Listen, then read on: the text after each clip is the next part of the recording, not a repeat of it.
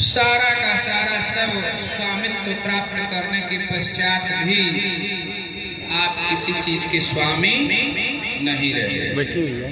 और जो उस उम्र के पड़ाव पर पहुंचा हुआ व्यक्ति है वह इसको महसूस करता है। संत भीखा साहब ने अपने जीवन में इसके दोनों अनुभव को वर्णित किया है। अभी आपने सुना पूर्व में जब आप भजन गा रहे थे तो उन्होंने कहा कि सतगुरु हमसे रीझ के कहिया एक प्रसंग वर्षा बादल प्रेम का भीग गया सब अंग। जब सतगुरु प्रसन्न होते हैं तो अपने शिष्य को ऐसे मार्ग से जोड़ देते हैं कि वह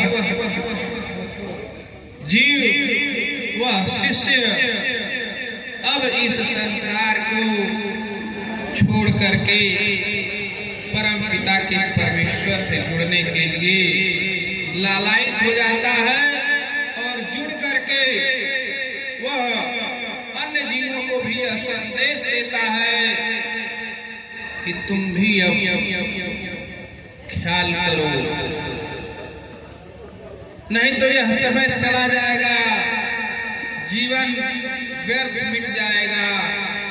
इसलिए तुम ध्यान दो। भीखा साहब कहते हैं कि मुझे जब चेतना आया, ज्ञान हुआ,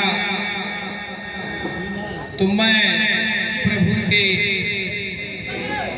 गुरु के साथ मिलने के लिए दौड़ने लगा, व्याकुल होकर के खोजने लगा। कहते हैं बीत गए 12 बरस, उपजी राम की प्रीत, ओटन लागे चटपटी, चारों पन गए बीत। 12 बरस की अवस्था में भीखा साहब को यह बोध ज्ञान हुआ कि हमारा सारा समय समाप्त हो गया और मुझे भगवत भजन करना चाहिए, गुरु से जुड़ना चाहिए।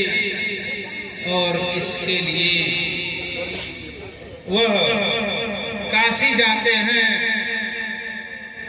काशी में जाने के बाद वहां कर्मकांड से घिरे हुए लोग तत्वदर्शिता को न वर्णित करते हुए, न बताते हुए इस संसार में कैसे जिया जाता है, कैसे कर्मकांड किया जाता है, वह ज्ञान काशी में सतगुरु भीखा साहब लोग बताते हैं। लेकिन जन्म जन्म से तपस्या में रत महान योगी सतगुरु भीखा साहब को वहां संतुष्टि नहीं मिलती है।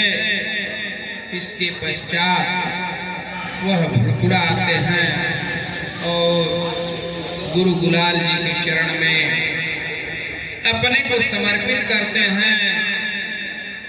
और इसके बाद में उनका जीवन धन्य हो जाता है।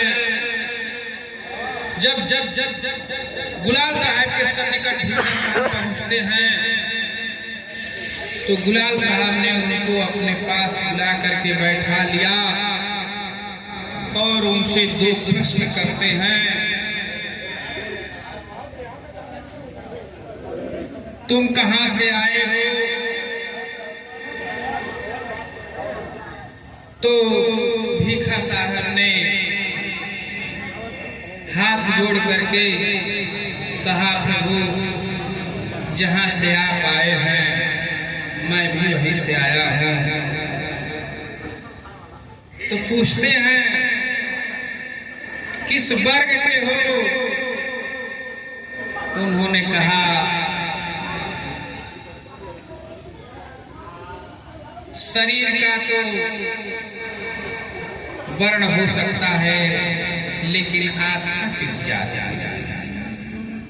इतनी बात को कहने के पश्चात गुलाल साहब भीखा साहब को अपने गोदी में बैठाते हैं और मंत्र देते हैं, दीक्षित करते हैं, शिष्य बना लेते हैं।